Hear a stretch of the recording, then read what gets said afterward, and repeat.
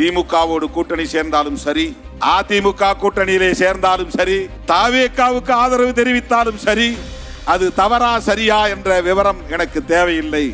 அதிலே எனக்கு இடம் வேண்டும். எந்த அடிப்படையில் தாவேகாவுக்கு நீங்க ஆதரவை தெரிவித்தீர்கள்? திமுக கூட்டணியை விட்டு வெளியே வரக்கூடிய அளவுக்கான நெருக்கடி எங்கே வந்தது? பாஜகவில் அமைச்சரானாலும் சரி, பாஜகவில் எங்களுக்கு ஒரு பதவி வாங்கி தாருங்கள் என்று கேட்பவர்கள் தான் என்னோடு இருக்கிறார்கள் என்றால் என் 35 ஆண்டு கால உழைப்பு வீணாகிவிட்டது என்று பொருள். திருமாவளவன் விரும்பி இருந்தால் அமைச்சராகி இருக்கலாம் அல்லவா? ஆனால் அவர் ஆகவில்லை. தம்மோடு நின்ற ஒரு தம்பியைத்தான் அமைச்சராக்கி இருக்கிறார். அதிலும் அவருடைய பெருந்தன்மை இருக்கிறது என்று யாராவது பேசியது உண்டா? சோசியல் மீடியா பக்கம் போகாமல் இருந்தாலே நாம் உருப்பட்டு விடுவோம், கட்சி உருப்பட்டு விடும். ஏன்னா அங்க எல்லாம் கழிசடைகள் தான் நிறைய இருக்கிறான். அற்பர்களும் பதர்களும் தான் அங்கே குவிந்து கிடக்கிறார்கள். எம்மை ஓரங்கட்ட பார்த்தாலும் ஒதுக்கி வைக்க பார்த்தாலும் விடுதலை சிறுத்தைகளே மையம் என்பதை தீர்மானிப்போம் என்று நாம் பல ஆண்டுகளுக்கு முன்பே மேடைகளில் முழங்கி இருக்கிறோம்.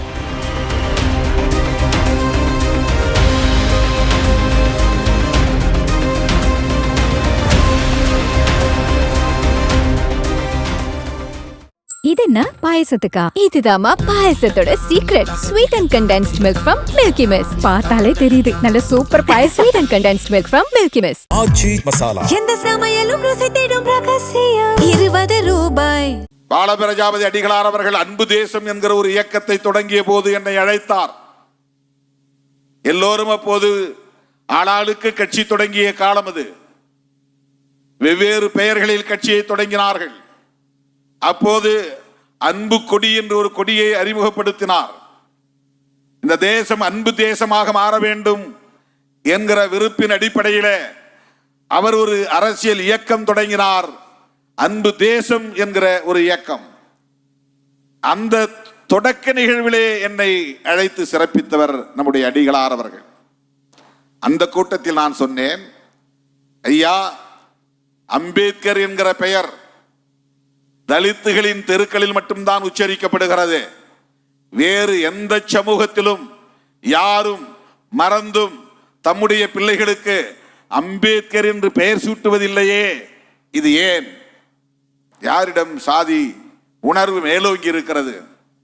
அம்பேத்கர் என்ன ஒரு குறிப்பிட்ட சாதிக்காக மட்டும் பாடாற்றியவரா? இந்த புதிய தேசத்தை புதிய இந்தியாவை கட்டமைப்பதற்கு அவர் பங்களிப்பு செய்தவர் அல்லவா? அவருடைய பெயரை தம் பிள்ளைகளுக்கு சூட்டுவதற்கே இங்கு தயக்கம் இருக்கிறது. அதை அருவருப்பாக பார்க்கிற உளவியல் இருக்கிறது. ஆனால் தலித்துகளின் தெருக்களில் பாருங்கள், காமராஜர் என்ற பெயர் இருக்கும் பிள்ளைகள் இருப்பார்கள். ஒரு தெருவுக்கு 2 பேராவது காமராஜ் இருப்பார்கள். இந்த தெருவுக்குள்ளே வந்து பாருங்கள், எத்தனையோ பெண் பிள்ளைகளுக்கு இந்திரா காந்தி என்று பெயர் இருக்கும், ஜெயலலிதா என்று பெயர் இருக்கும், கருணாநிதி என்று பெயர் இருக்கும், பக்தவச்சலம் என்று பெயர் இருக்கும். தலித்துகள் ஒருபோதும் சாதி அடிப்படையில் சிந்திப்பதில்லை. தலித்துகள் ஒருபோதும் தலைவர்களை தங்கள் சாதி தலைவர்கள் யார் என்று தேடுவதில்லை.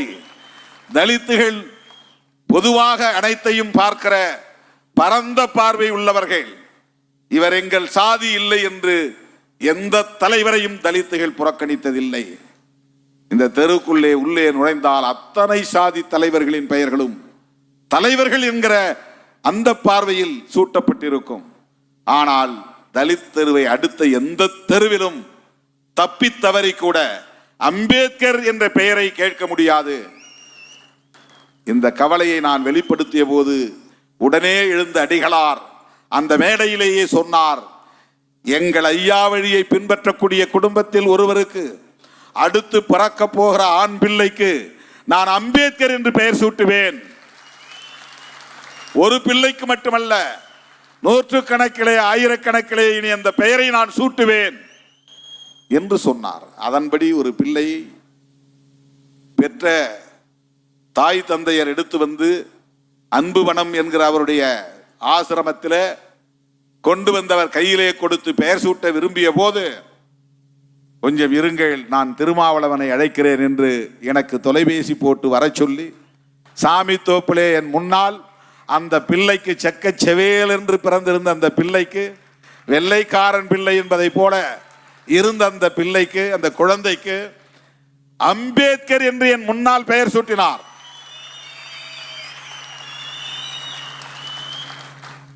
எந்த துறவிக்கு அல்லது குருமகா சன்னிதானங்களுக்கு இந்த துணிச்சல் வரும்?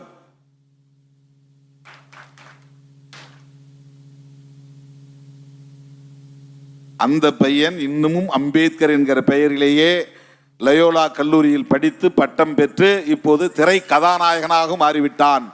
திரை கதாநாயகனாக இருக்கிற அவன் பெயர் அம்பேத்கர் என்றே திரையில் வருகிறது.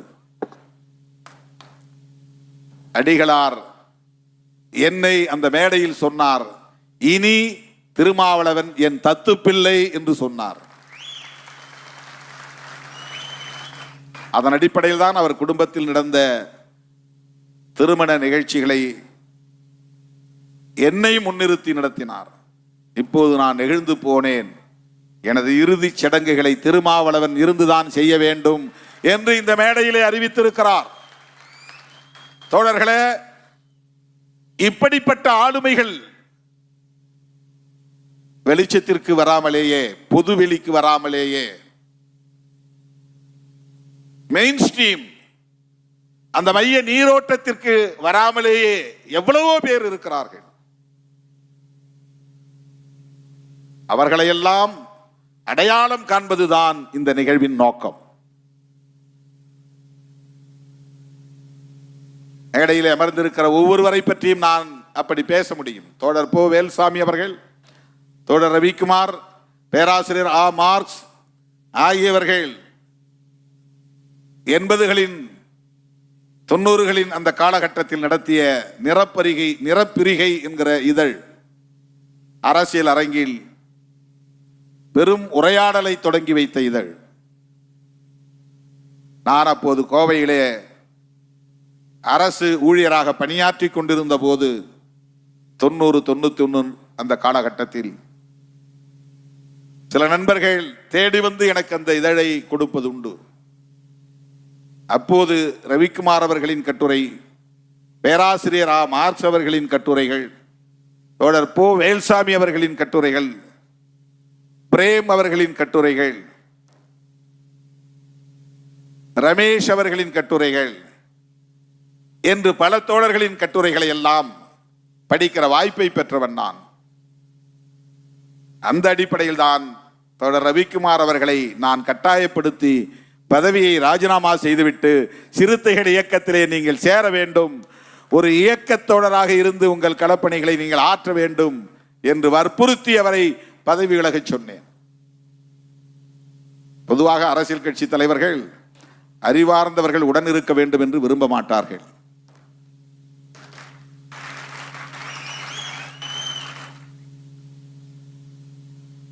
இது பொதுவான வரையறை. இருக்க வேண்டும், ஆனால் கட்டுக்குள் இருக்க வேண்டும் என்று நினைப்பார்கள். பொறுப்புக்குள் வந்துவிடக் கூடாது என்று நினைப்பார்கள். ஆனால் நான் தேடி தேடி ஒவ்வொருவரையும் பதவியை தூக்கி எறிந்துவிட்டு, அரசு பதவியை தூக்கி எறிந்துவிட்டு வாருங்கள் என்று அழைத்தேன். அப்படித்தான் தோழர் சிந்தனை செல்வனும் நம்மோடு வந்து சேர்ந்தார். நெய்வேலியிலே அவர் பணியாற்றி கொண்டிருந்தார். தோழர்களே, ரவிக்குமார் அவர்களோடு நிறப்பிரிகை ஆசிரியர் குழுவில் இருந்த தோழர் போ வேல்சாமி அவர்கள் நமக்கு என்ன சமூகத்தை சார்ந்தவர் என்று இன்றும் தெரியாது. அப்படி நாம் இதுவரையில் கண்டதில்லை. என்னுடைய பேராசிரியர் அவர்கள் எந்த சமூகத்தை சார்ந்தவர் என்று நான் கேட்டதும் இல்லை, தெரிந்து கொண்டதும் இல்லை. இப்போது அண்மை காலமாகத்தான் அதை தெரிந்து கொள்ளுகிற வாய்ப்பு எனக்கு கிடைத்தது.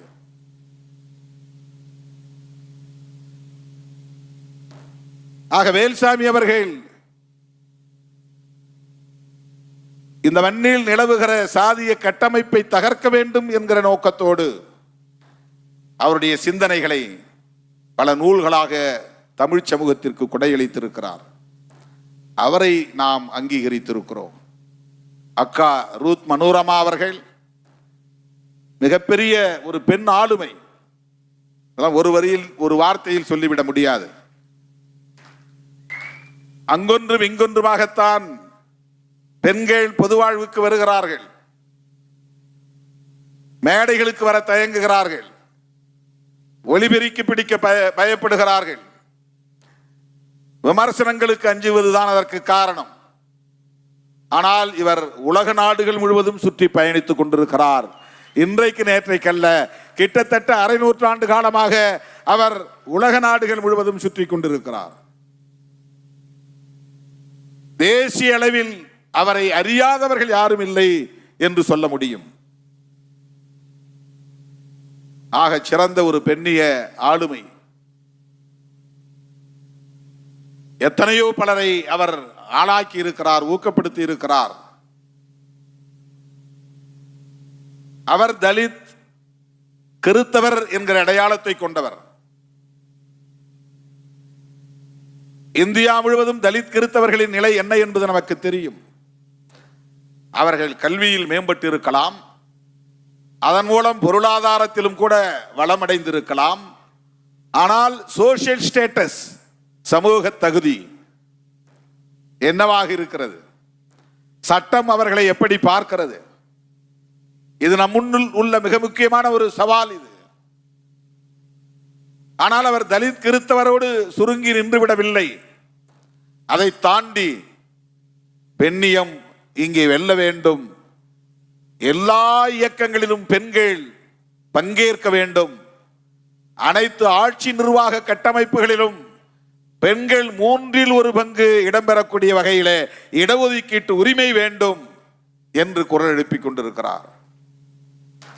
நான் இந்த முறை அவரை தொலைத்தொடர்பிலே இந்த தகவலை சொன்னதும் அவருக்கு அதை நம்ப முடியவில்லை. என்ன சொல்லுகிறீர்கள் என்று கேட்டார். ஆமாம் என்று சொன்னேன். மிகுந்த மகிழ்ச்சியோடு இன்றைக்கு வந்து நம்மை சிறப்பித்திருக்கிறார், பெருமைப்படுத்தியிருக்கிறார். அவரை போன்ற ஆளுமைகள் நம்முடைய இயக்கத்திலும் வளர வேண்டும்.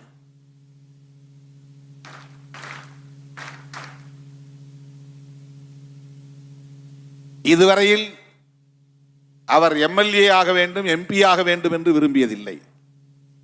அண்டர்லைன் பண்ணும், இதை அடிக்கோடிட வேண்டும். அவர் நினைச்சா என்ன, இப்ப அவங்க வந்து ஜேடியூல இருந்தாங்க. ஆமா, ஜேடிஎஸ், செக்யூலர் மதசார்பற்ற ஜனதா தளம், தேவகவுடா கட்சியில அவங்க தான் மாநில மகளிர் அணி தலைவர். தேவகவுடா அவர்களை எப்ப வேண்டுமானாலும் போய் பார்க்கிற அளவுக்கு அறிமுகம் உள்ளவர், நன்கு பழக்கமானவர். அந்த கட்சி இன்றைக்கு கர்நாடகாவிலே தவிர்க்க முடியாத ஒரு சக்தி அது. ஆனால் மக்களை அமைப்பாக்க வேண்டும், பெண்களை அரசியல்படுத்த வேண்டும், உலகம் முழுவதும் அவர்களை அழைத்து கொண்டு போய் வெவ்வேறு தளங்களில் அவர்களை அறிமுகப்படுத்த வேண்டும். இதுதான் அவருடைய முதன்மையான நோக்கம். அரசியல் கற்றுக்கொள்வது. பண்ண ஹென்றி டிஃபேன் சொன்னார் பாருங்க, நீங்க ஒரு குளோபல் பர்ஸ்பெக்டிவ் உங்களுக்கு வேணும், நீங்க இன்னும் வெளியே வரணும், உலகளாவிய அவைகளில் நீங்கள் அங்கம் பெற வேண்டும். கர்நாடகாவில் ஒரு தலித் பெண் அந்த வாய்ப்பை இன்றைக்கு பெற்றிருக்கிறார். அதை விட பெரிய பெரிய அவைகளிலெல்லாம் நீங்கள் இடம்பெற வேண்டும் என்று அவர் சொன்னார். அது வெறும் பதவிக்கானதல்ல, த ரெப்ரசன்டேஷன், பிரதிநிதித்துவம். இந்த குரல் அங்கே ஒலிக்க வேண்டும். சர்வதேச அளவிலான தாக்கத்தை ஏற்படுத்துவதற்கு உங்களுடைய பங்களிப்பும் தேவைப்படுகிறது என்றுதான் அதற்கு பொருள். நிறைய கற்றுக்கொள்ள வேண்டும் என்கிற அந்த முனைப்பு நம்மிடத்தில் இருக்க வேண்டும். தேசியவாதம் என்றால் என்ன, கற்றுக்கொள்ள வேண்டும். பெண்ணியம் என்றால் என்ன, எதை ஃபெமினிசம் சொல்றோம், அதிலே நமக்கு ஒரு தெளிவு தேவை, ஒரு பார்வை தேவை. அப்போதுதான் நம்முடைய ஆளுமை மிளிரும். சிக்கலான இடங்களில் நம்மால் வாதிட முடியும், குழப்புகளிடமிருந்து மக்களை காப்பாற்ற முடியும், திரிபுவாத சக்திகளை எதிர்கொள்ள முடியும். ஆகவே ஒரு இயக்கம் என்பது அரசியல் கற்றுக்கொள்வதற்கான களம், அதை முதலில் புரிந்து கொள்ள வேண்டும். ஆளுமையை பெருக்கிக் கொள்வதற்கான ஒரு களம், அதை புரிந்து கொள்ள வேண்டும். ஒரு கூட்டணியிலே நமக்கு 5 அல்லது 6 இடங்கள் கிடைக்கின்றன என்றால் அந்த 5 அல்லது 6 இடங்களுக்குள் எப்படி நாம் போட்டி போட்டு அதை பெற வேண்டும் என்கிற முனைப்பு தேவைதான். ஆனால் இந்த இயக்கம் ஏன் 234 தொகுதிகளிலும் போட்டியிட முடியவில்லை என்பதை எப்போது நாம் விவாதித்திருக்கிறோம். 234 பேருக்கு வாய்ப்பு தரக்கூடிய வலிமையை ஏன் திருமாவளவன் என்கிற தலைமைக்கு நாம் இன்னும் வழங்கவில்லை என்று எப்போது நாம் விவாதித்திருக்கிறோம். ஏதோ ஒரு கூட்டணியில் சேரட்டும், அதற்கான அரசியலை பற்றி எனக்கு கவலை இல்லை. அது சரியா தவறா என்பதை பற்றி எனக்கு கவலை இல்லை. எடுத்த நிலைப்பாடு சரியா தவறா என்பதை பற்றி கவலை இல்லை. ஏன் நமக்கு 6, 8 தான் கிடைக்கிறது, அதை ஏன் 10, 15, 20 உயர்த்த முடியவில்லை? யார் அங்கே போய் பேச்சுவார்த்தை நடத்துவது? பேச்சுவார்த்தையில் பங்கேற்பவர்கள் யார்? ஏன் விடுதலை சிறுத்தைகள் கட்சிக்கு 25 இடங்களை பெற முடியவில்லை, 20 இடங்களை பெற முடியவில்லை, 10 இடங்களை பெற முடியவில்லை என்ற விவாதம் நமக்குள்ளே நடந்திருக்கிறதா? அப்படி பெற முடியாமல் இருப்பதற்கு என்ன காரணம்? நம்முடைய அரசியல் வலிமைதான் என்ன என்று நாம் சுய பரிசோதனை செய்திருக்கிறோமா? சுய விமர்சனம் செய்திருக்கிறோமா? அதை பற்றி கவலை இல்லை. திமுகவோடு கூட்டணி சேர்ந்தாலும் சரி, அங்கே வாங்கக்கூடிய இடங்களில் எனக்கு ஒன்று வேண்டும். அதிமுக கூட்டணியிலே சேர்ந்தாலும் சரி, அது தப்போ சரியோ அதை பற்றி எனக்கு கவலை இல்லை. அதிலே எனக்கு ஒரு இடம் வேண்டும். தாவேகாவுக்கு ஆதரவு தெரிவித்தாலும் சரி, அது தவறா சரியா என்ற விவரம் எனக்கு தேவையில்லை. அதிலே எனக்கு இடம் வேண்டும். இதுதானே நம்முடைய முனைப்பாக இருக்கிறது. நான் என்ன எதிர்பார்க்கிறேன்? எந்த அடிப்படையில் தாவேகாவுக்கு நீங்க ஆதரவை தெரிவித்தீர்கள் என்று கேள்வி கேட்கிற இளைஞர்கள் எனக்கு வேண்டும். விவாதிக்கிற தம்பிகள் எனக்கு வேண்டும். திமுக கூட்டணியை விட்டு வெளியே வரக்கூடிய அளவுக்கான நெருக்கடி எங்கே வந்தது? எப்போது வந்தது? அதை ஏன் இன்னும் அதிகாரபூர்வமாக நீங்கள் அறிவிக்கவில்லை என்று கேட்கிறவன் எனக்கு வேண்டும். அந்த அரசியல் புரிதல் நமக்கு தேவை. அந்த அரசியல் புரிதல் நமக்கு தேவை. அந்த விவாதம் நடைபெற வேண்டும். அதிமுக கூவி கூவி அழைத்தது என்று சொல்கிறீர்களே, அப்படி என்றால் ஏன் அதிமுகவோடு நீங்கள் கூட்டணி வைக்கவில்லை என்ற கேள்வியை எழுப்புகிற தம்பிகள் நமக்கு வேண்டும். அதுதான் ஆளுமை, அதுதான் தலைமைத்துவம்.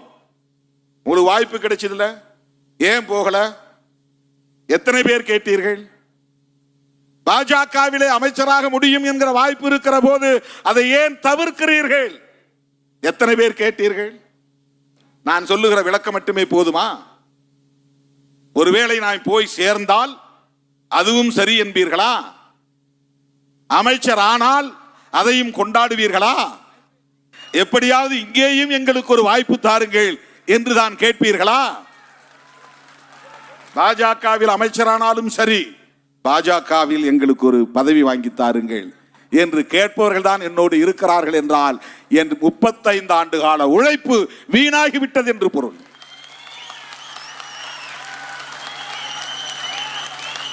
அந்த அரசியல் புரிதல் உள்ளவர்களை நான் இன்னும் வளர்த்தெடுக்கவில்லை என்றுதான் பொருள். அப்படித்தான் நான் நினைத்து நொந்து போய் கிடக்கிறேன்.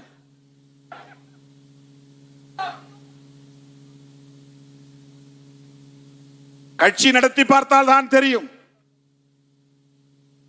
4 பிள்ளைகள், தந்தை தாய் 6 பேர் கொண்ட குடும்பத்தை நடத்துவதற்கே என்ன பாடுபட வேண்டியிருக்கிறது.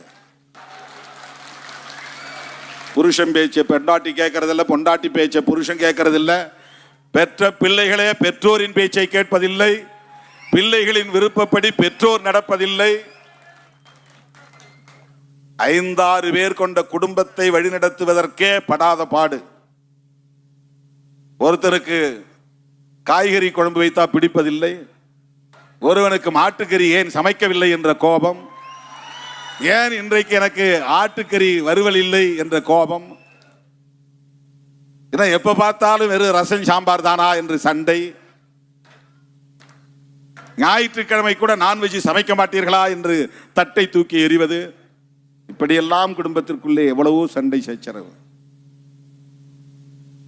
வெஜிடேரியன் நான் வெஜிடேரியன் ஒரே குடும்பத்துக்குள்ள, அதுக்குள்ள அட்ஜஸ்ட் பண்ணி போகணும். எவ்வளவு பிரச்சனை ஒரு குடும்பத்தை வழிநடத்துவதற்கு.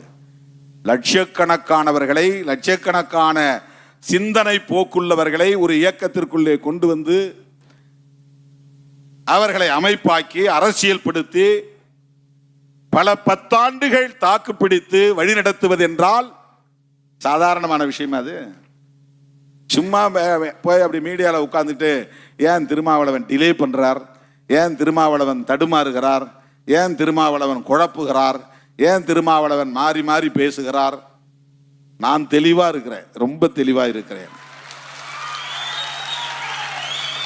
தனிப்பட்ட முறையிலே என் தொடர்பான முடிவை நான் எடுப்பது என்றால் அதில் எனக்கு தெளிவும் உண்டு, உறுதியும் உண்டு.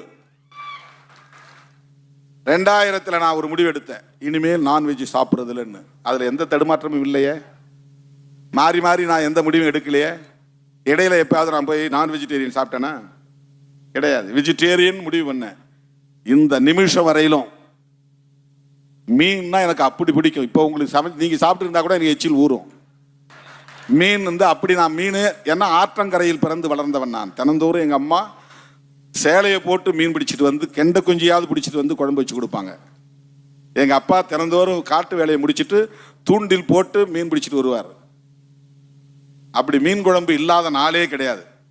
எங்க வீட்டை தாண்டி போறவங்களாம் சொல்லுவாங்க, இது என்ன செம்படவன் வீடான்னு கேட்பாங்க. செம்படவர்னா மீன் பிடிக்கிறவங்க தெரியும் இல்லையா? அவங்க வீட்டில் எப்போதும் மீன் காஞ்சிக்கிட்டு இருக்கும். குழம்பு வச்ச மீன் போக மிச்ச மீன் காயும். அந்த மாதிரி எங்கள் வீட்டில் எப்பவும் வெட்டி கூடையில் மீன் காய வைப்பாங்க கருவாடுக்கு. வீட்டை தாண்டும் போது மீன் வாடை அடிக்கும். அப்படிப்பட்ட குடும்பத்தில் பிறந்த நான் 25 ஆண்டுகளாக மீனை தொடாமல் வாழ்கிறேன், சாப்பிட்டதில்லை. அது என்னுடைய தனிப்பட்ட முடிவு, அதில் எனக்கு எந்த தடுமாற்றமும் கிடையாது. என்னுடைய இல்லற வாழ்வு குறித்து நான் எடுத்த முடிவில் எனக்கு எந்த தடுமாற்றமும் இல்லை. அது நான் தனிப்பட்ட முறையில் எடுக்கிற முடிவு. ஆனால் அரசியல் முடிவு என்பது தனி நபராக நான் மட்டுமே எடுக்க முடியாது. அதை திணிக்கவும் முடியாது, திணிக்கவும் கூடாது. அந்த ஜனநாயக பண்பு திருமாவளவனுக்கு மேலோங்கி இருப்பதால் எல்லாரையும் கன்சல்ட் பண்ணி, எல்லாத்தையும் பேசிட்டு, எல்லாருடைய கருத்தையும் கேட்டுட்டு செய்யணும். இந்த தேர்தலில் நான் ஒரே ஒரு விஷயத்தை யார்ட்டையும் கன்சல்ட் பண்ணல. நான் தேர்தலில் போட்டியிட போகிறேன் என்கிற முடிவை. அதுலதான் சில ஜெர்க்கு உருவானது. இல்லைன்னா அப்படியே ஏற்கனவே நின்ற 4 பேருக்கும் 4 இடத்துல கொடுத்துட்டு மிச்ச 4 இடத்த புது ஆளை போட்டு போயிருக்க முடியும். அப்புறம் அதுல ஏன் உறுதியா இல்லை அப்படின்னு கேட்கிறேன். அதுல ஏன் உறுதியா இல்லைன்னா அது என் தனிப்பட்ட முடிவு இல்லை. அது ஒரு கட்சி, கட்சியின் நலன், கூட்டணியின் நலன், வெற்றி, தமிழ்நாடு அரசியல் நலன் எல்லாம் அதில் அடங்கி இருக்கிறது. இப்ப மாற்று கருத்து வருகிற போது எனக்கு அந்த ஆசை இருந்தாலும் அந்த ஆசையை நான் மட்டுப்படுத்திக் கொள்கிறேன் என்பதுதான் இங்கே பார்க்கப்பட வேண்டிய செய்தி. என் விருப்பம் இருந்தது, அந்த விருப்பத்தை நான் பின்வாங்கிட்டேன். எனக்கு ஆசை, என் ஆசையை நான் கட்டுப்படுத்திக் கொண்டேன். 2006 திட்டக்குடி தொகுதியில் நான் போட்டியிட வேண்டும் என்பது என்னுடைய ஆசை. உடனிருந்தவர் விரும்புகிறார், அதனால் என் ஆசையை நான் கட்டுப்படுத்திக்கணும். நான் நிக்கல, பரவாயில்ல நீ நில்லுங்க. அரசியலில் எத்தனை பேருக்கு இந்த உணர்வு வரும் என்பதை ஏன் யாரும் பேசவில்லை? சட்டமன்ற உறுப்பினராக வெற்றி பெறுவது என்பது அவ்வளவு சாதாரணமான ஒன்று அல்ல. தேர்தலில் சீட்டு கிடைப்பதே கஷ்டம். சீட்டு கிடைத்தாலும் கூட்டணியில் கிடைப்பது கஷ்டம். கூட்டணியில் கிடைத்தாலும் போட்டியிடுவது என்பது பெரிய போராட்டம். போட்டியிட்டாலும் வெற்றி பெறுவது என்பது அவ்வளவு இலகுவானதல்ல. ஆனால் நான் மங்களூர் தொகுதியில் வெற்றி பெற்று 2.25 ஆண்டிலேயே அந்த பதவியை ராஜினாமா செய்துவிட்டு வெளியே வந்தேன். அப்படி என்றால் எனக்கு பதவியில் ஆசை இல்லை என்பதை உறுதிப்படுத்துகிற ஒரு நிகழ்வு தானே இது. 2004 நடந்தது, இன்னைக்கு இல்லை, 22 வருஷத்துக்கு முன்பு, 22 ஆண்டுகளுக்கு முன்பு. ஆனால் இவர் பதவி ஆசைப்படுத்தி செய்கிறார். சோஃபா இறங்கியதும் போட்டி கொடுக்கிறார். பணம் கொடுக்கிறவன் அதுக்கு வேற வழியே தெரியாது அவனுக்கு, அப்படியே கொடுக்கணும்னு நினைக்கிறவன். அது நீ சொல்ற மாதிரி 100 கணக்கான கோடினா எப்படி சோஃபால கொடுத்து அனுப்ப முடியும்? அவங்க அரசியல் செய்யறாங்களாம், நம்மளை டேமேஜ் பண்றாங்களாம்,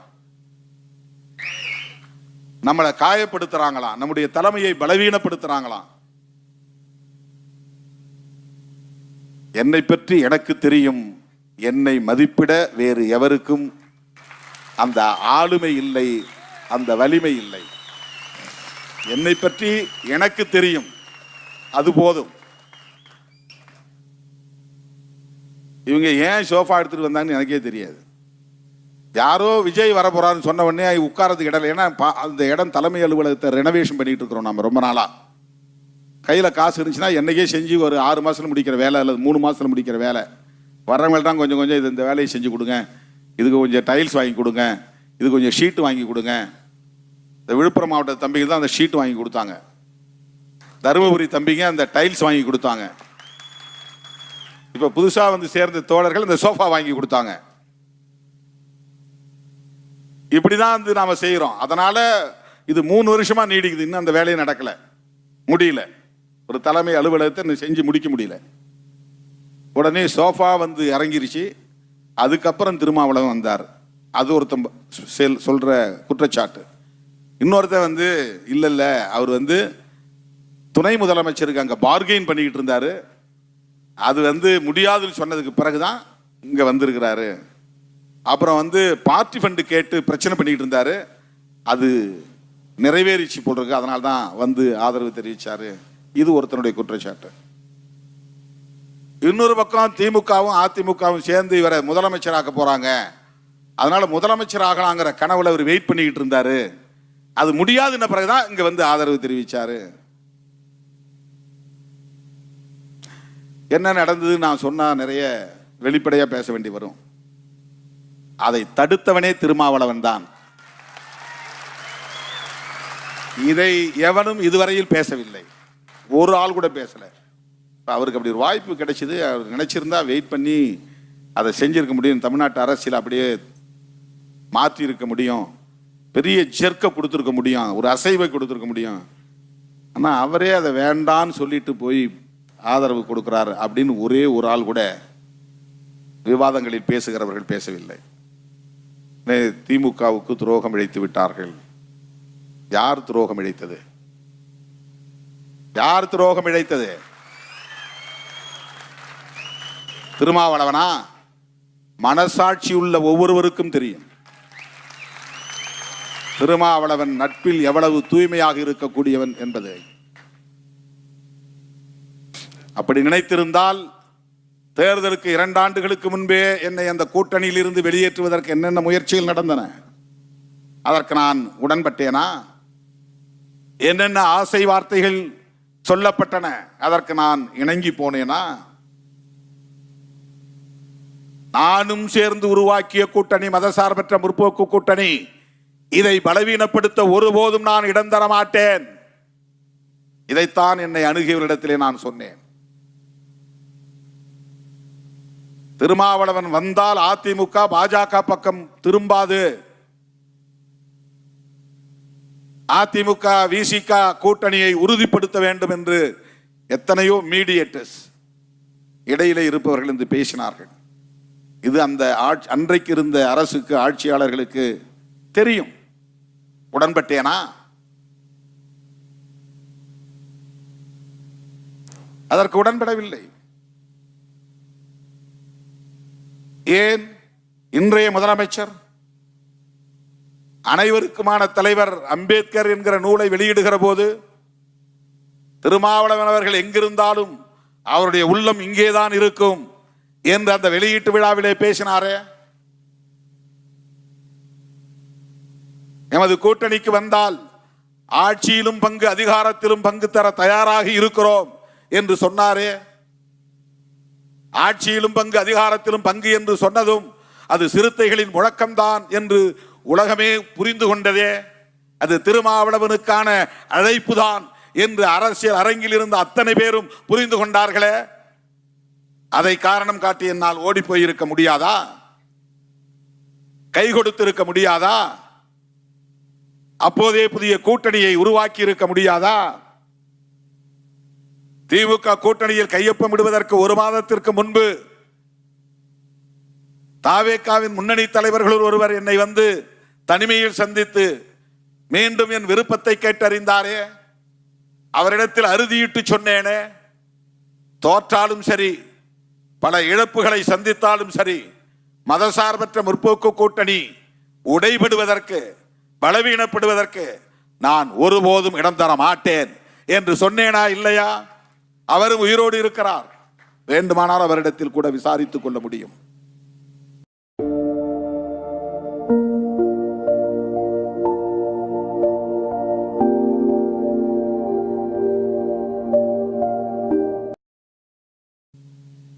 போனேனா? இல்லையே. எனக்கென்று ஒரு பிரின்சிபிள், எனக்கென்று ஒரு கொள்கை இருக்கிறது, எனக்கென்று ஒரு அரசியல் நேர்மை இருக்கிறது. வெறும் பதவிக்காக, பரிசுக்காக, பொருளுக்காக, புகழுக்காக நிலைப்பாட்டை அடிக்கடி மாற்றிக் கொள்கிறவன் இல்லை என்பதை அவ்வப்போது காலத்தால் நான் உறுதிப்படுத்தி இருக்கிறேன். யார் இதை பற்றி பேசினார்கள்?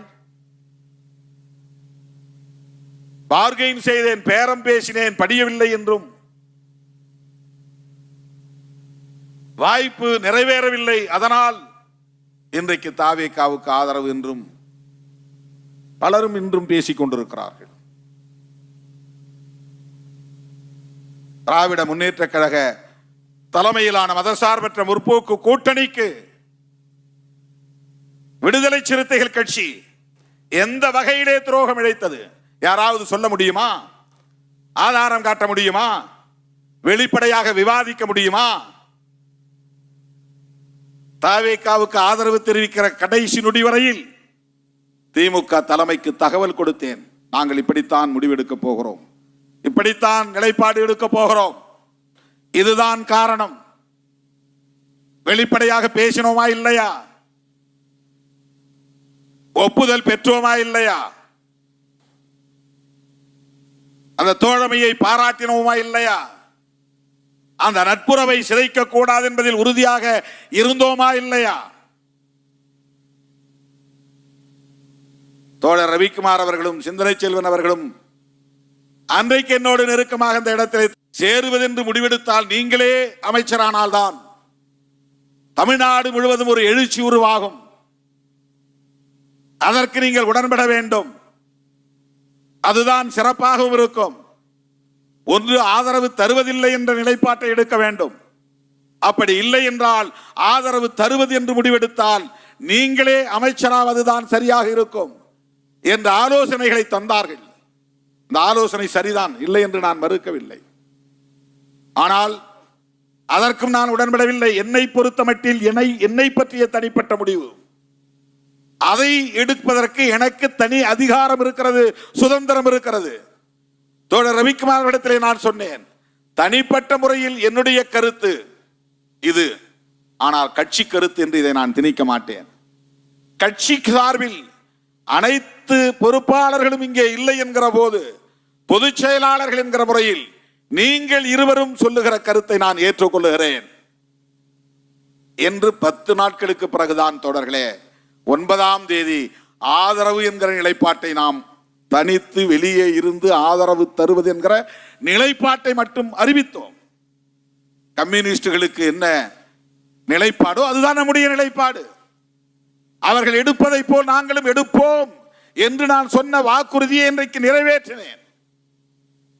ஆனால் கம்யூனிஸ்ட் தோழர்களுக்கே திருமாவளவன் மீது சந்தேகம் வரக்கூடிய அளவுக்கு விவாதங்களை மடைமாற்றி கொண்டு போனார்கள். திருமாவளவன் தாமதப்படுத்துவதற்கு இதுதான் காரணம், நம்மை வைத்து திருமாவளவன் ஏதோ அரசியல் செய்வது போல் தெரிகிறது என்றும் அந்த கட்சி தோழர்களுக்கு இடையிலே விவாதம் நடந்ததாக நான் அறிந்தேன். எந்த இடத்திலும் நாம் அப்படி பேசவில்லை. அவர்களும் நாமும் ஒரே களத்தில் நிற்கிறோம், ஒரே திசை வழியில் பயணிக்கிறோம். ஒரு புரட்சிகர அரசியலை முன்னெடுக்க வேண்டும் என்பதில் உறுதியாக நாம் நிற்கிறோம் என்கிற அந்த அடிப்படையில் தான் 7ஆம் தேதி அவர்களோடு சேர்ந்து ஒரு போராட்டத்தை நடத்தினோம். அந்த அடிப்படையில் தான் நீங்கள் என்ன முடிவெடுக்கிறீர்களோ அதன்படி நாங்களும் எடுக்கிறோம் என்று தோழமையை உறுதிப்படுத்துவதற்காக நான் அந்த கருத்தை சொன்னேன். அந்த சொன்ன சொல்லை நான் காப்பாற்றினேனா இல்லையா? வாக்கு தவறினேனா? 9ஆம் தேதி ஆதரவு என்ற அறிவிப்பை செய்கிற போது அந்த பகல் வேளையில் என்ன நடந்தது என்பது எனக்கு தெரியாது. நான் சோசியல் மீடியா பார்க்கவில்லை, தொலைக்காட்சியை பார்க்கவில்லை. வெளியே என்ன நடக்கிறது என்று எனக்கு தெரியாது.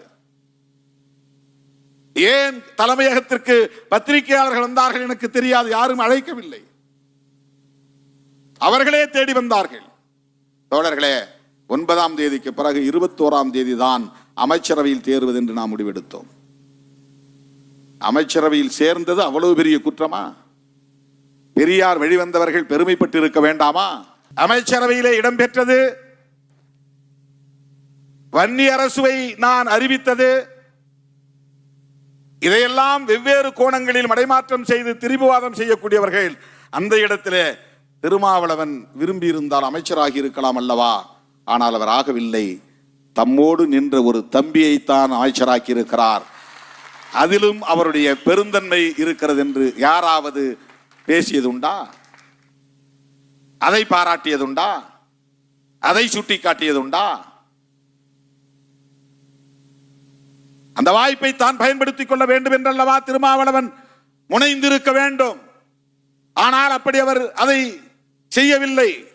மாறாக 30 ஆண்டு காலம் தம்மோடு களத்திலே நிற்கிற ஒரு தம்பிதான் அந்த இடத்தில் அமர வேண்டும் என்று ஆசைப்பட்டு அழைத்து கொண்டு போய் அந்த நாற்காலியில் அமர வைத்து விட்டு வந்தானே, அதுதான் திருமாவளவன் என்று யார் பேசினார்கள்? எத்தனை பேர் பேசினார்கள்? யார் சுட்டி காட்டினார்கள்? தோழர்களே, இதுவெல்லாம் உங்கள் சிந்தனைகளுக்காக நான் முன்வைக்கிற கருத்து. யாருக்காகவும் நான் விளக்கம் சொல்லவில்லை. ஏன் திருமாவளவன் அடிக்கடி விளக்கம் சொல்றார்? என் தோழர்களை தெளிவுபடுத்த வேண்டியது என்னுடைய பொறுப்பு. என் தலைமையின் மீது நம்பிக்கை வைத்திருப்பவர்களுக்கு விளக்கம் தர வேண்டியது என்னுடைய பொறுப்பு. இதில் எனக்கு எந்த ஈகோவும் கிடையாது. நான் பெரிய தலைவர், நான் யாருக்குன்னு விளக்கம் சொல்ல வேண்டிய அவசியம் இல்லை என்கிற அற்பத்தனமான ஒரு ஈகோயிஸ்ட் அல்ல நான். அப்படிப்பட்ட ஆள் இல்லை நான். அதற்கு விளக்கம் சொல்ல வேண்டிய பொறுப்பு எனக்கு இருக்கிறது. தோழர் வீரபாண்டியன் அவர்கள் சொன்னதை போல இங்கே பெரும்பான்மை இடங்களில் வெற்றி பெற்ற ஒரு தனிப்பெருங்கட்சியாக தாவேகா வந்திருக்கிறது. நமக்கு அதிலே மகிழ்ச்சி இல்லைதான். ஏனென்றால் நாம் திமுக கூட்டணியிலே போட்டியிட்டோம். எப்படி நாம் மகிழ்ச்சி அடைய முடியும்? இன்னும் சொல்ல போனால் தாவேகாவை நாம் விமர்சித்திருக்கிறோம். எப்படி நம்மால் போய் உடனே ஒட்டி கொள்ள முடியும்? பதவிக்காக எப்படி கட்டி புரண்டு உருள முடியும்? பதவிக்காக. RSS பெற்ற பிள்ளைகள் என்று நான் விமர்சித்து விட்டு, இல்லை இல்லை உங்களுக்கு நாங்கள் ஆதரவு தருகிறோம், எனக்கு துணை முதலமைச்சர் பதவி தாருங்கள் என்றா நாங்கள் பேசினோம், கெஞ்சினோம், வாதாடினோம், அதற்காக காத்திருந்தோம். இல்லை, நாங்கள் அப்படி பேசியது எங்களுக்கு இருந்த சந்தேகம்.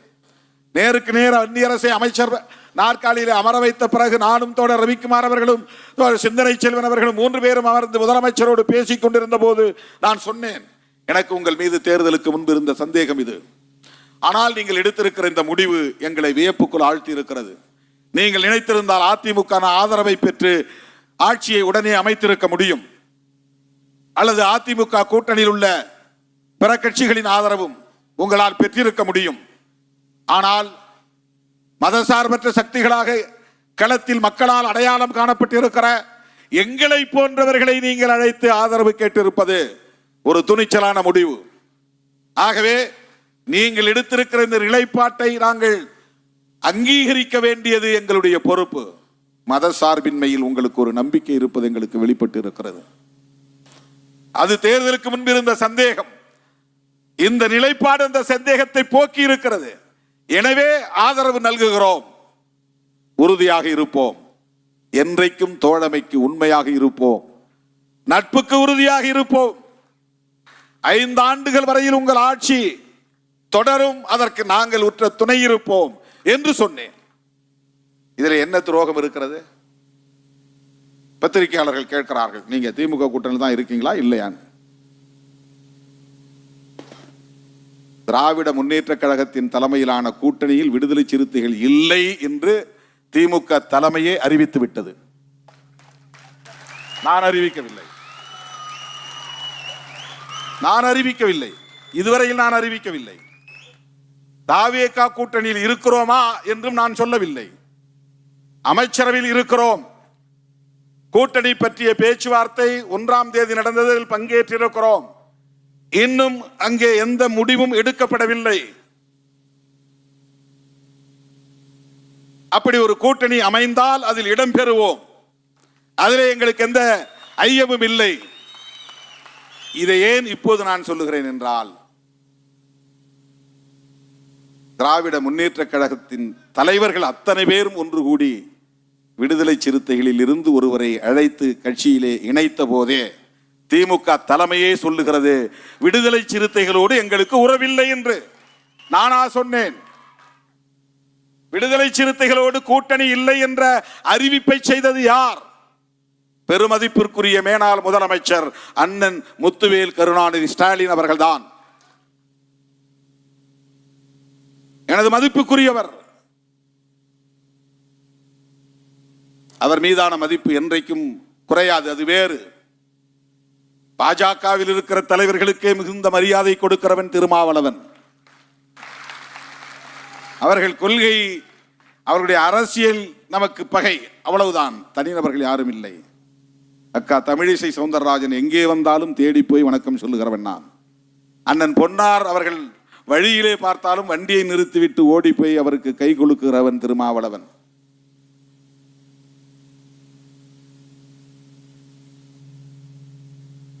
மேல்மருவத்தூர் ஆதிபராசக்தி இடத்திற்கு போயிருந்த போது ஒரு ஓரமாக நின்று கொண்டிருந்த அண்ணாமலை அவர்களை அவர் ஓரமாக நிற்கிறார் என்று யாரோ சொன்னதும் வண்டியை நிறுத்தி வண்டியிலிருந்து இறங்கி அவரிடம் போய் உள்ளே இருந்தவரை வெளியே இழுத்து கை குலுக்கி வாழ்த்து சொல்லிவிட்டு, சிறப்பாக நீங்கள் அரசியல் செய்கிறீர்கள், உங்களுக்கு வாழ்த்துக்கள் என்று சொன்னவன் திருமாவளவன். அதிலே நமக்கு எந்த மாற்று கருத்தும் இல்லை.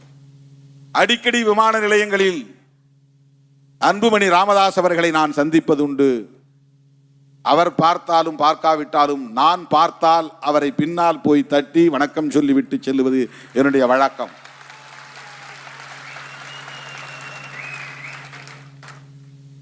இது எனக்கு குருதியிலே கலந்த பண்பு, என் ரத்தத்தில் ஊறி போயிருக்கிற பண்பு. இது என்னுடைய பண்பு. தாய் தந்தையரிடமிருந்து நான் பெற்றுக்கொண்ட பண்பு இது. இதை நான் ஒருபோதும் மாற்றிக்கொள்ள முடியாது. ஆனால் மாண்புமிகு அண்ணன் மேனாள் முதலமைச்சர் முத்துவேல் கருணாநிதி ஸ்டாலின் அவர்கள் திராவிட முன்னேற்ற கழகத்திற்கும் விடுதலை சிறுத்தைகளுக்கும் இடையிலான அரசியல் உறவை இல்லை என்று அறிவித்திருக்கிறாரா இல்லையா? அந்த முடிவை அவர் எடுத்தாரா, நான் எடுத்தேனா? என் தம்பிகளுக்காக இதை நான் முன்வைக்கிறேன். என் உயிரின் உயிரான விடுதலை சிறுத்தைகளுக்காக, உங்களின் சிந்தனைகளுக்காக இதை நான் முன்வைக்கிறேன். யார் மீதும் எனக்கு எந்த காழ்ப்பும் கிடையாது. யார் மீதும் எனக்கு எந்த காழ்ப்பும் கிடையாது. அரசியல் என்பது முற்றிலும் வேறு. தனிநபர் உறவுகள் என்பது, நட்பு என்பது அரசியல் பகைமையோடு போட்டு குழப்பிக் கொள்ளக்கூடாது. இந்த கூட்டணியில் இருந்தால் அந்த கூட்டணியில் பேசக்கூடாது, அந்த கூட்டணியில் இருந்தால் இந்த கூட்டணியில் இருக்கிறவங்களோட பேசக்கூடாது. இது தமிழ்நாட்டில் மட்டும்தான் இருக்கிறது, வேறு எந்த மாநிலத்திலும் இல்லை. டெல்லியில கிடையாது. காங்கிரஸ்காரர்களும் பிஜேபிக்காரர்களும் நேருக்கு நேர் எதிரும் புதிருமாக கடுமையான வாதங்களை செய்து கொள்வார்கள். வெளியே லாபியில் வந்ததும் ஒருத்தர் கை குலுக்கி கொண்டு தோளில் கையை போட்டுக்கொண்டு அதை பற்றி விவாதிப்பார்கள். சென்ட்ரல் ஹால் மைய மண்டபத்திலே உட்கார்ந்து தோழமையோடு விவாதிப்பார்கள். யாரும் பயப்படுறதில்லை. வாஜ்பாய் பார்த்துட்டா என்ன பண்றதுன்னு யாரும் பயப்படுறதில்லை. மோடி பார்த்தா என்ன செய்வார் அப்படின்னு யாரும் பயப்படுறதில்லை. தேடி வந்து பேசுவாங்க. தமிழ்நாட்டில் மட்டும்தான் இந்த அரசியல். அதை உடைத்தவன் திருமாவளவன்.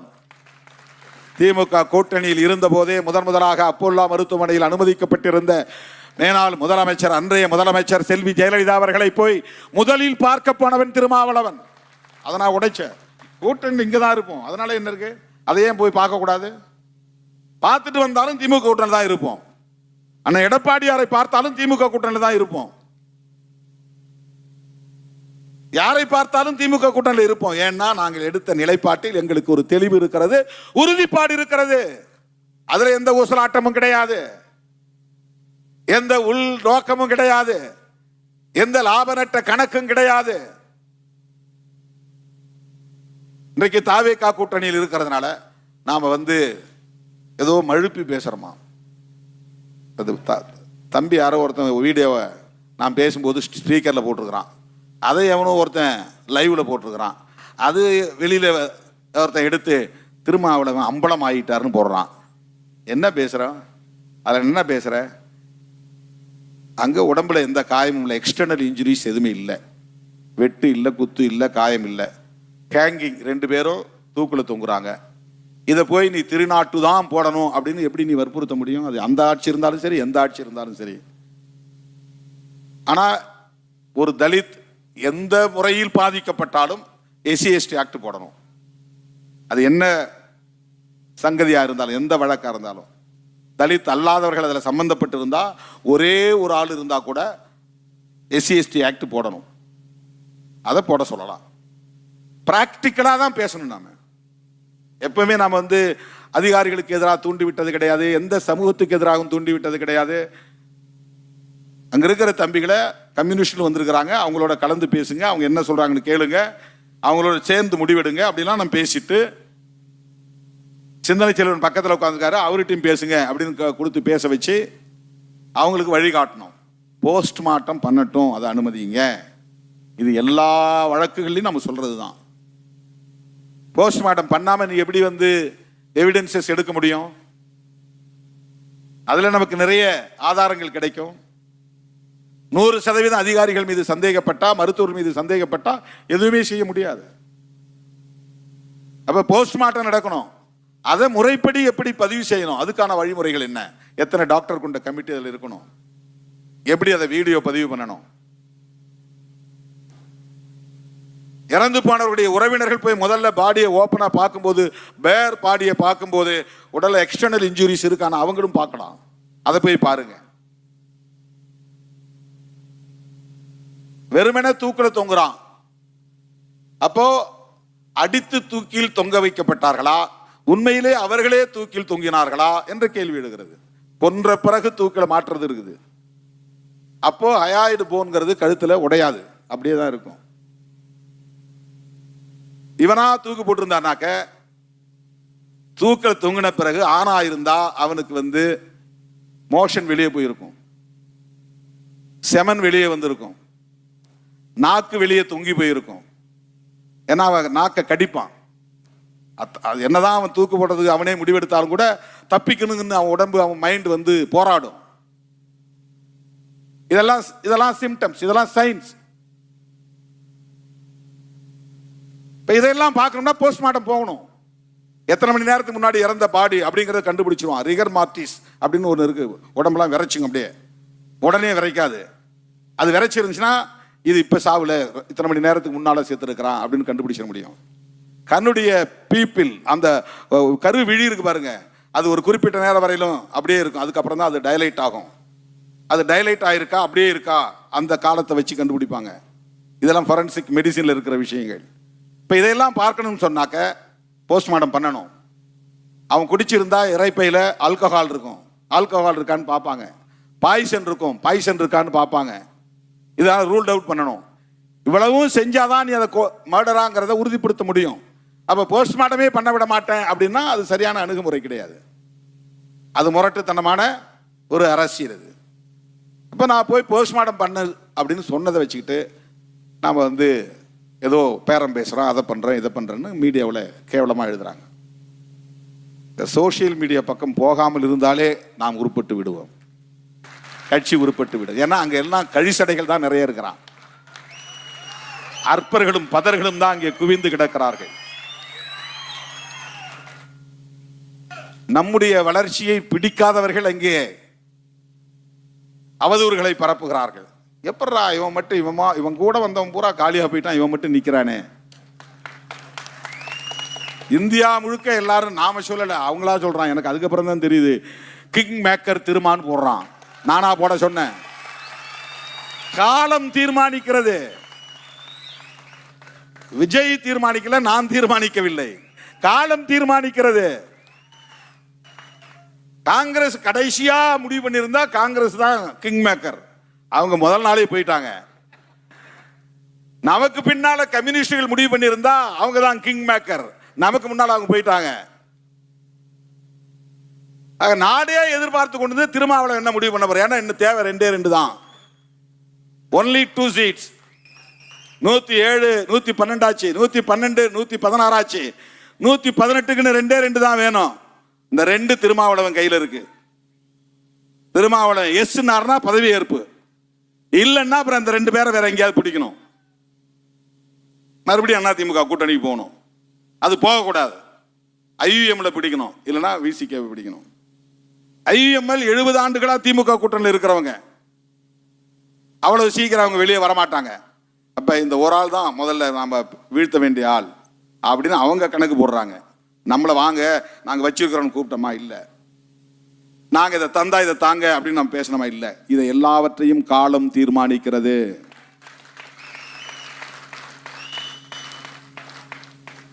எம்மை ஓரங்கட்ட பார்த்தாலும் ஒதுக்கி வைக்க பார்த்தாலும் விடுதலை சிறுத்தைகளே மையம் என்பதை தீர்மானிப்போம் என்று நாம் பல ஆண்டுகளுக்கு முன்பே மேடைகளில் முழங்கி இருக்கிறோம். நீ தலித் இயக்கம் என்று எங்களை பார்க்கலாம், திருமாவளவன் ஒரு தலித் என்று நீங்கள் ஒதுக்கலாம், 2 சீட்டு தானே என்று அலட்சியப்படுத்தலாம். ஆனால் காலம் எங்கள் பக்கம். அதனால்தான் இதை திருமா காலம் என்று நாங்கள் சொல்லுகிறோம். இது ஆணவத்தோடு சொல்லவில்லை, அகந்தையோடு சொல்லவில்லை.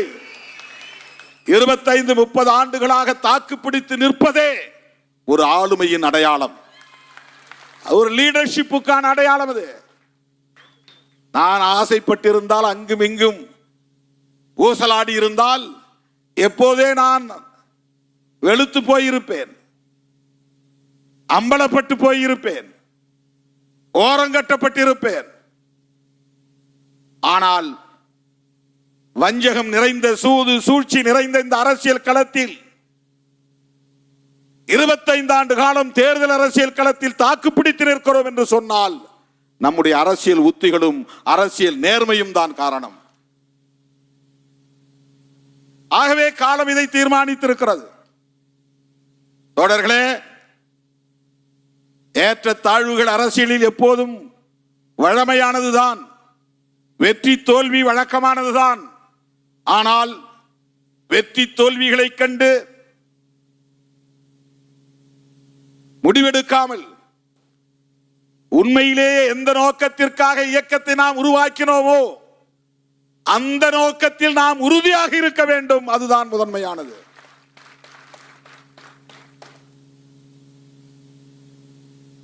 அதில் நமக்கு எந்த தடுமாற்றமும் கூடாது. இதுதான் என்னுடைய செய்தி. வருகிற ஆகஸ்ட் 17 உளுந்தூர் பேட்டையில் மது மற்றும் போதைப் பொருள் ஒழிப்பு மாநாடு நடத்தி அதே இடத்தில் தமிழ் தேசிய எழுச்சி மாநாடு நடைபெற உள்ளது. குறைந்தது 10 லட்சம் பேர் திரளுகிற மாநாடாக அந்த மாநாடு நடைபெற வேண்டும். ஜூலை 10ஆம் தேதியிலிருந்து 20ஆம் தேதி வரையில் மண்டல செயற்குழு கூட்டங்களில் உங்களை சந்திக்க இருக்கிறேன். தேர்தல் முடிவுகளை மறந்துவிட்டு எப்போதும் நாம் எந்த நோக்கத்திற்காக களத்தில் நிற்கிறோமோ அதே வீரியத்தோடு, அதே துடிப்போடு மீண்டும் சந்திப்போம் சந்திப்போம் சந்திப்போம் என்று சொல்லி விருது பெற்ற சான்றோர் அனைவருக்கும் எனது நெஞ்சார்ந்த வாழ்த்துக்களையும் பாராட்டுக்களையும் தெரிவித்து நிறைவு செய்கிறேன். நன்றி, வணக்கம்.